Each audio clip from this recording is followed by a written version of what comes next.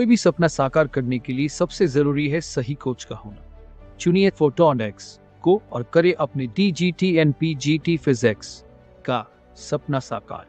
Download the app now.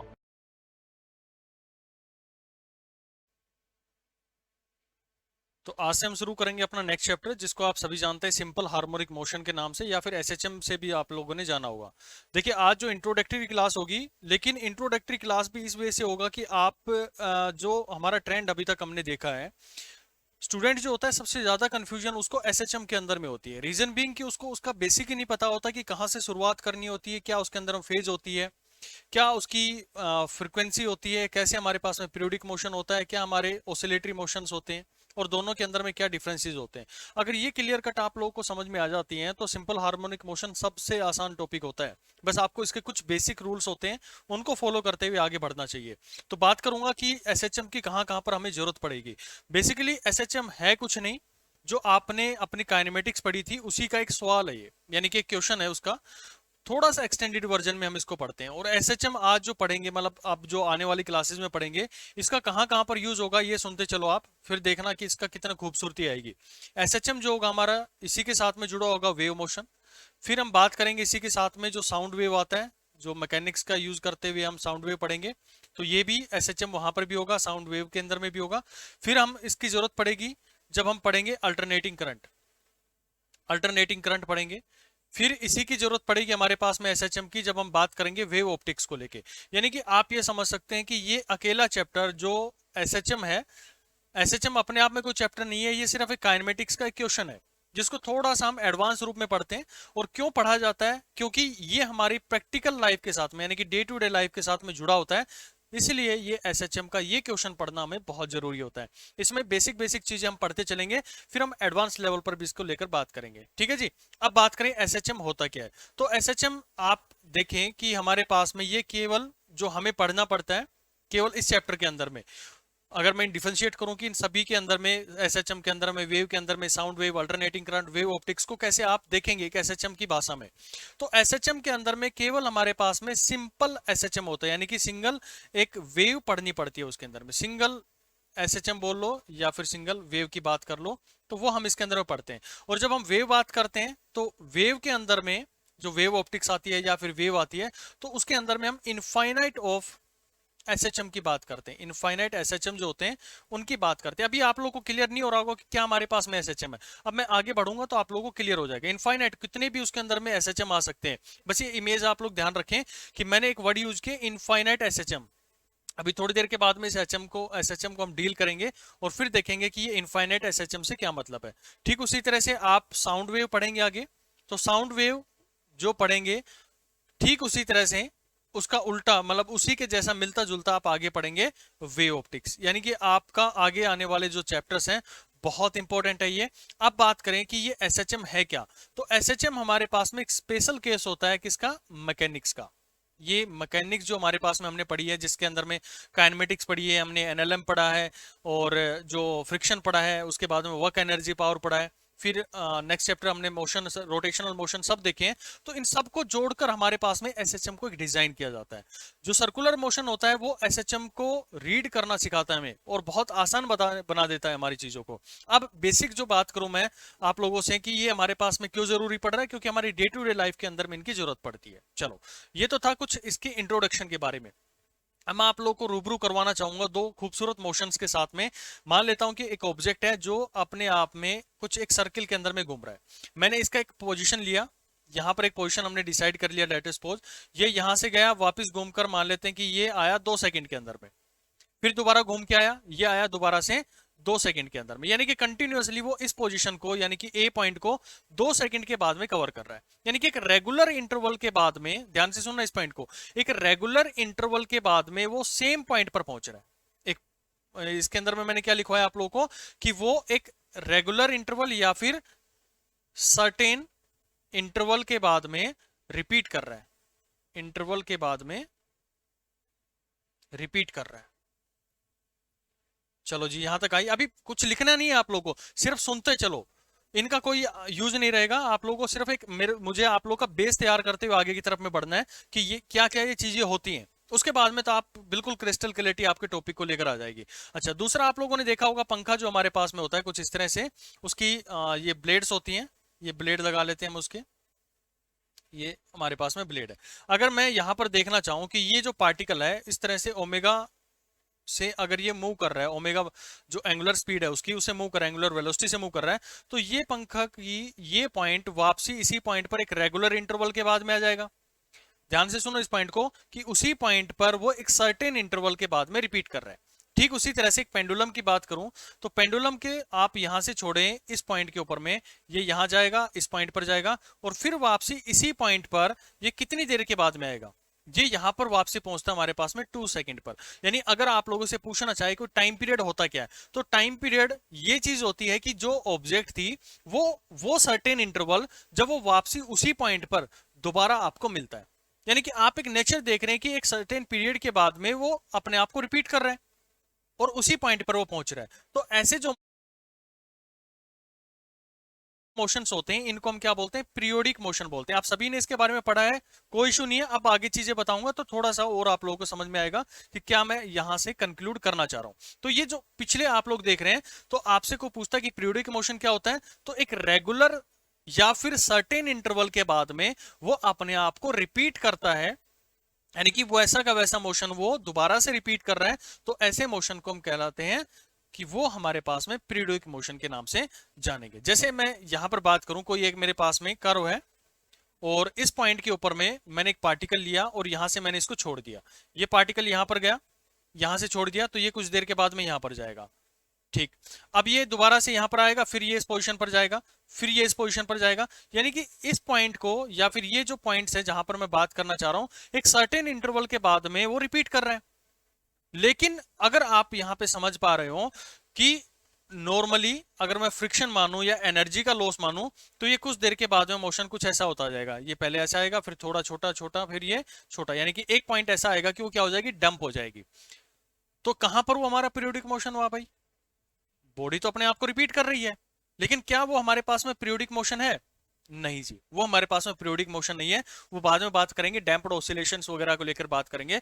तो यहां पर आप देख रहे हैं कि अगर ये पीरियोडिक मोशन होना है तो यहां पर जो एनर्जी जो है वो चेंज नहीं होनी चाहिए, यानी कि आप ये कहें कि जो हमारे पास में नो लॉस ऑफ एनर्जी, अगर कोई मोशन हो रहा है और वहां पर कोई भी एनर्जी का लॉस नहीं हो रहा है, देन यू से कि जो हमारे पास में मोशन हो रहा है that is known as periodic motion. जैसे इस केस के अंदर मैं बात करूं, अगर एनर्जी का लॉस हुआ then you can not say that this is a periodic motion. यहां पर अगर एनर्जी का लॉस होता है यू कैन से कि ये मेरे पास में पीरियोडिक मोशन है। ठीक उसी तरह से पेंडुलम की बात करूं और ये केस जो लिया, इसके अंदर में थोड़ी देर के बाद में अगर मैं छोड़ दूं कि यहां पर एनर्जी का लॉस होता आ जाएगा, तो ये थोड़ी देर के बाद इस मीन पोजीशन पर आ जाएगा, पर्टिकुलर लोकेशन पर आकर रुक जाएगा। तो उस केस के अंदर में आप कहेंगे कि ये लॉस हो गया एनर्जी का। अगर वहां पर एनर्जी का लॉस होता है then you can not say that there will be a periodic motion. I hope आप लोगों को ये क्लैरिटी आ गई होगी। तो जो सर्कुलर मोशन आप लोगों को अभी मैंने बताया, तो इसमें भी आपने देखा कि एक रेगुलर इंटरवल के बाद में बॉडी जो थी वो हमारे पास में मूव कर रही है, तो ऐसा मोशन क्या कहलाएगा, पीरियोडिक मोशन कहलाएगा। ठीक उसी तरह से अब इस केस की बात करूं मैं, यहां पर आप देखो ये रेगुलर इंटरवल के बाद में घूमकर उसी पॉइंट पर आ रहा था। इस पॉइंट पर देखो कि एक पोजीशन यहां पर मैंने फिक्स कर रखी है। जब मैंने इस पोजीशन को फिक्स कर दिया और ये पार्टिकल यहां से इतनी दूरी पर गया, फिर ये क्या कर रहा है, ध्यान से देखना इस पॉइंट को, ये वापसी इसी पॉइंट पर आता है, लेकिन ये इस पॉइंट पर नहीं रुकता ड्यू टू इनर्शिया, और ये यहां पर चला जाएगा इस पॉइंट पर। अब यहां पर भी नहीं रुकेगा, ये क्या करेगा, रिटर्न बैक करेगा और वापसी इस पॉइंट पर आ जाएगा। तो आप यहां पर देख रहे हैं कि एक पोजीशन थी जिसके अलोंग ये आगे मोशन कर रहा है और पीछे मोशन कर रहा है। तो जो ये पोजीशन आपने कंसीडर करी है, जिसके रिस्पेक्ट में आप बात कर रहे हैं, that is known as mean position. इसको क्या कहलाएंगे, कहेंगे हम, ये हमारे पास में मीन पोजीशन होगी। और जो मैक्सिमम ये लेवल तक जा सकता है, this is known as extreme points. Extreme point, ये भी हमारे पास में पॉइंट एक्सट्रीम है। इन पॉइंट्स की बार बार जरूरत पड़ती है, इसलिए मैंने शुरू में ही आप लोगों को बता दिया कि क्या हमारे पास में मीन पोजीशन होती है और क्या हमारे पास जो एक्सट्रीम पोजीशन होती है। अच्छा, लेकिन यहां पर आप लोग समझ पाए हो कि ऐसे मोशन को हम क्या बोल सकते हैं, टू एंड फ्रो मोशन हम नाम दे सकते हैं। यानी कि जो बॉडी है वो टू मोशन कर रही है, यानी कि आगे मोशन कर रही है फिर पीछे मोशन कर रही है, लेकिन किसके रिस्पेक्ट में? वो अपनी एक मीन पोजीशन के रिस्पेक्ट में कर रही है। अगेन रिमाइंड कि यहां पर भी no loss of energy, no loss of energy होगा, तभी आप इसको बोल सकते हैं कि ये मेरे पास में एक टू एंड फ्रो मोशन है, या फिर कहें कि ये अपना एक इंटरवल के बाद में अपने मोशन को रिपीट कर रही है। यहां पर वो घूमकर उस पोजीशन पर आ रहा था, लेकिन ये एक पॉइंट के रिस्पेक्ट में टू एंड फ्रो मोशन कर रहा है, तो यहां पर भी ये मोशन क्या कहलाएगा? एक पीरियोडिक मोशन भी कहलाएगा। लेकिन किस तरह का? ये टू एंड फ्रो का मोशन होगा, और इस केस के अंदर में कोई भी एनर्जी का हमारे पास में लॉस नहीं होता है। ठीक उसी तरह अगर मैं थोड़ा सा और आप लोगों को क्लियर करना चाहूं, क्योंकि शुरू में आप इमेज बना गए ना, तो समझ लो कि बहुत खूबसूरत निकलेगा आपका एसएचएम का टॉपिक। सबसे ज्यादा मैंने देखा है कि बच्चे ने एसएचएम से डर जाते हैं। अरे भाई बड़ी खूबसूरती है इसके अंदर में, आप देखो तो सही कितने टॉपिक इसके साथ में रिलेट हैं। तो यहां पर आप देखें कि एक स्प्रिंग मेरे साथ में, स्प्रिंग पे मैंने कनेक्ट कर दिया कोई ब्लॉक को, और इस पॉइंट से मैंने इसको यहां पर छोड़ दिया, तो आप देखेंगे कि एक पोजीशन आएगी, उसके रिस्पेक्ट में ये टू एंड फ्रो मोशन कर रहा होगा। अगर ये टू एंड फ्रो मोशन कर रहा है तो अगेन दिस इज ए कौन से तरह का मोशन कहलाएगा? This is also a periodic motion, periodic motion. लेकिन इसको एक स्पेशल केस हम नाम दे देते हैं कि जब किसी मीन पोजीशन के रिस्पेक्ट में ये टू एंड फ्रो मोशन करता है, तो ऐसे मोशन को हम बोलते हैं ओसिलेटरी मोशन। नोट करेंगे कि ऐसे मोशन को हम क्या बोलते हैं? ओसिलेटरी मोशन बोलते हैं। तो अब मेरे को बताओ कि जो हमारे पास में मोशन हमने लिया है, कि मैं दो स्टेटमेंट दे रहा हूं आप लोगों को कि all periodic motion, all periodic function या फिर motion are oscillatory function. Question आया हुआ है एग्जाम के अंदर में, वही दे रहा हूं आप लोगों को। दूसरा मैं आप लोगों से पूछूं कि all oscillatory motions, oscillatory motion या फंक्शन आर पीरियोडिक फंक्शन। दिमाग लगाओ इसके अंदर में क्या हो सकता है इसका आंसर। आप लोगों को समझ में आता है कि भाई पीरियोडिक मोशन का मतलब क्या है? पीरियोडिक मोशन ये भी हो सकता है एक पर्टिकुलर सर्टेन इंटरवल के बाद में वो अपनी पोजीशन को रिपीट कर रहा होगा। दूसरा हमारे पास में जो मोशन था पीरियोडिक मोशन, वो ये भी था टू एंड फ्रो मोशन था, ये भी अपने आप में पीरियोडिक मोशन है। क्या यहां पर ये मोशन टू एंड फ्रो है? जी नहीं, ये अपनी उसी पोजीशन पर लौट कर वापस आ रहा है, लेकिन ये मीन पोजीशन के रिस्पेक्ट में टू एंड फ्रो मोशन कर रहा है। तो ऐसे मोशन पीरियोडिक तो है, ये वाला जो यहां पर बात कर रहा हूं ये पीरियोडिक तो है, ये भी पीरियोडिक है, लेकिन ये मेरे पास में ओसिलेटरी, यहां पर इसकी बात करूं तो ये ओसिलेटरी नहीं है, और ये हमारे पास में ओसिलेटरी है, बिकॉज यहां पर टू एंड फ्रो मोशन हो रहा है with respect to mean position. तो आप लोग बताओ कि जो पीरियोडिक फंक्शन होते हैं क्या सारे ओसिलेटरी फंक्शन होते हैं? जी नहीं। यहां से आप लोग इस सर्कल के थ्रू समझ गए होंगे। दूसरे केस की बात करूं कि ऑल ओसिलेटरी फंक्शंस, तो ओसिलेटरी फंक्शन हमारे पास में पीरियोडिक मोशन है, बिल्कुल है, लेकिन मस्ट कंडीशन क्या है कि वहां पर कोई भी एनर्जी का लॉस नहीं होना चाहिए, तभी आप क्या कह सकते हैं कि वो किस तरह का मोशन है? पीरियोडिक मोशन है। तो कौन सी स्टेटमेंट इसके अंदर में सही है? पहली वाली स्टेटमेंट हमारे पास में रॉन्ग है, और सेकंड वाली स्टेटमेंट यहां पर बिल्कुल सही है। और कंडीशन इनके ऊपर में आप लोगों को हमेशा ध्यान रखनी है कि there will be no loss of energy, कोई भी एनर्जी का लॉस नहीं होना चाहिए। अगर एनर्जी का लॉस हो रहा है तो समझ लो कि वहां पर क्या हो गया है, वो पीरियोडिक मोशन सस्टेन नहीं करेगा। तो हमारा अब जो पॉइंट ऑफ डिस्कशन चलेगा वो केवल और केवल यहां पर डिपेंड करेगा ओसिलेटरी मोशंस के ऊपर में। तो ओसिलेटरी मोशन से एक पॉइंट आप लोगों को ये ध्यान रख लेना है कि जो भी हम ओसिलेटरी मोशन पढ़ेंगे वो अपने आप में किस तरह का मोशन होगा? पीरियोडिक मोशन होगा। ये की पॉइंट आप लोगों को बिल्कुल दिमाग में सेट कर लेना है। बार बार मैं ये बात नहीं करूंगा कि पीरियोडिक मोशन मेरे पास में आ रहा है। पीरियोडिक मोशन का मतलब ये होगा कि अगर मैं को पॉइंट को कंसीडर कर रहा हूं, इस केस के अंदर में देखो ये जो पेंडुलम मैंने लिया था ये यहां पर पहुंच रहा है, फिर ये यहां पर गया है, फिर ये वापस यहां पर है, उस पर्टिकुलर पोजीशन पर तो लौट के आया वो, लेकिन ये इस मीन पोजीशन के रिस्पेक्ट में अपनी एक पोजीशन, अगर वो नेचुरली छोड़ दूं मैं उसको, तो वो उस पोजीशन पर रहना चाहता है, उसके रिस्पेक्ट में टू एंड फ्रो मोशन वहां पर वो कर रहा है। तो अपने आप में जो ओसिलेटरी मोशंस होते हैं वो सारे क्या होते हैं? पीरियोडिक मोशंस होते हैं। अब देखो, जो आगे बात करूं कि ओसिलेशन तो हमें समझ में आ गया साहब, अब इसकी कुछ जनरल इक्वेशन भी हमें डिफाइन करनी चाहिए। तो जनरल इक्वेशन की, या फिर मैं कहूं कि जितनी भी हमारे पास में ओसिलेशन होती हैं, अब ओसिलेशन से जब भी मैं ओसिलेशन बोल लूं तो आपके दिमाग में क्या आना चाहिए? आपके दिमाग में आना चाहिए कि कोई एक पोजीशन है, उसके रिस्पेक्ट में टू एंड फ्रो, यानी कि आगे फिर पीछे, आगे फिर पीछे, ऐसे मोशन ऑब्जेक्ट कर रही है। तो ये अगर मोशन कर रही है तो कोई ना कोई इक्वेशन तो वहां पर सेटिस्फाई होनी चाहिए, क्योंकि भाई कब कर सकता है, जब हम उसके ऊपर में एक फोर्स लगा रहे हैं, एक कोई एक्सटर्नल फोर्स लग रहा है या फिर उसके अंदर में इनबिल्ट कोई फोर्स लग रहा है, तभी तो हम उसको इस मीन पोजीशन से आगे की तरफ में ले जा सकते हैं। या फिर कोई फोर्स उसके ऊपर में लग रहा है तो वो फोर्स इसको पीछे की तरफ में ला सकती है। तो टू एंड फ्रो मोशन करवाने के लिए कोई ना कोई फोर्स का तो आना जरूरी है। अगर फोर्स आ रही है तो वहां पर जो रिलेशन सेटअप होता है, कोई भी जर्नल इक्वेशन की बात करूं तो वो रिलेशन हमारे पास में होता है k इंटू में x, और इसकी पावर होती है n। ये शायद आप लोगों ने पहली बार इस इक्वेशन को देखा होगा, तो घबराना नहीं है। अभी इसके ऊपर में हम जो निकालना चाह रहा हूं, मैं उस सिंपल हार्मोनिक मोशन की तरफ में पहुंचना चाह रहा हूं कि कहां से उसका ओरिजिनेशन होता है। आप सभी ने एसएचएम का बिल्कुल शुरू करके यहां से पढ़ लिया होगा कि F is equal to minus K x, आप सभी ने पढ़ लिया होगा। लेकिन ये आखिर ये आ कहां से रहा है, क्यों हमें इसकी जरूरत पड़ रही है? तो ये अपने आप में एक ऑसिलेशन है, मैं मानता हूं ये चीज, यहां पर मैं मान रहा हूं कि ऑसिलेशन है, लेकिन वो ऑसिलेशन का कोई स्पेशल केस है। एक्चुअल में ऑसिलेशंस की जो इक्वेशन होती है वो माइनस के इंटू में एक्स इंटू में पावर जो होती है वो एन होती है, और एन जो वेरी करता है वो हमारे पास में 1 3 5 यानी कि ओड नंबर पर वो हमारे पास वेरी करता है। अच्छा, अब बात करें कुछ इंपॉर्टेंट पॉइंट इसके अंदर में आप कंसिडर करते चलो कि अगर मैं यहां पर x इक्वल टू 0 मान लेता हूं, यहां पर x इक्वल टू 0 मान लेता हूं, तो यहां पर फोर्स क्या आएगी अगर आप मेरे को बता सकते हैं तो रखो इसके अंदर में। यहां पर आप रखेंगे F that will be equal to minus K, X की 0 आ गई है और इसकी पावर n है, तो F की वैल्यू आई मेरे पास में 0, तो F इज इक्वल टू 0 आ गया मेरे पास में।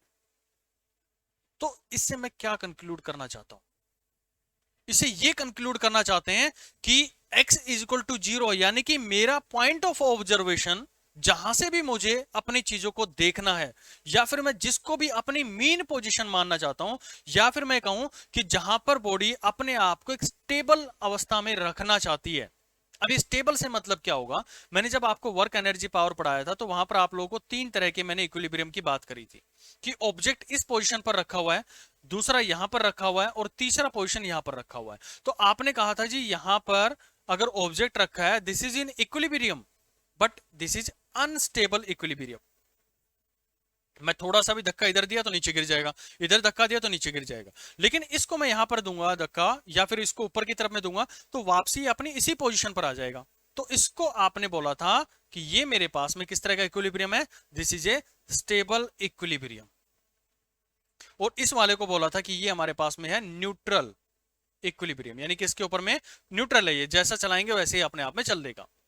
तो अब देखो कि मैं वो स्टेबल इक्विलिब्रियम अटेन करना चाहता हूं, तो वो स्टेबल इक्विलिब्रियम होगा क्या, यानी कि वो मीन पोजीशन क्या होगी। तो ये x इज इक्वल टू 0 हमारे पास में कहां से कंसीडर करना होगा, यानी कि ये जो पोजीशन है ये अपने आप में एक मीन पोजीशन कहलाएगी, जहां से मैं सारी कैलकुलेशन लूंगा। और वो मीन पोजीशन कहां पर एग्जिस्ट करती है, वो मीन पोजीशन वहां पर एग्जिस्ट करती है जहां पर फोर्स उस पर्टिकुलर ऑब्जेक्ट पर 0 लग रहा है। यानी कि पूरे मोशन के अंदर में जिस पॉइंट पर, जिस लोकेशन के ऊपर में फोर्स इक्वल टू 0 हो जाता है, तो वहां पर हम उसका एक मीन पोजीशन डिफाइन कर देते हैं।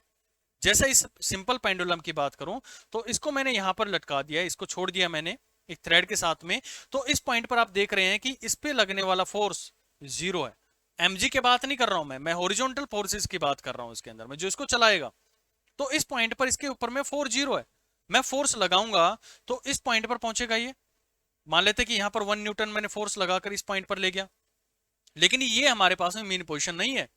मीन पोजीशन तो वो होती है, यानी कि x इज इक्वल टू 0, तो मेरे पास में वो पोजीशन होगी जहां पर फोर्स 0 होगी, यानी कि वो उसकी नेचुरल पोजीशन, या फिर कहें कि उसका स्टेबल इक्विलिब्रियम जहां पर अटेन होता है ऑब्जेक्ट का, वहां पर हमें उसकी मीन पोजीशन कंसीडर करनी चाहिए। अब देखो खेल देखो थोड़ा सा कि ये मैंने बात करी कि n की बात कर रहा हूं, जो 1 3 5 ये ऊपर जो इसकी पावर में n लग रहा है, इसके साथ में क्या हम खेल खेल सकते हैं।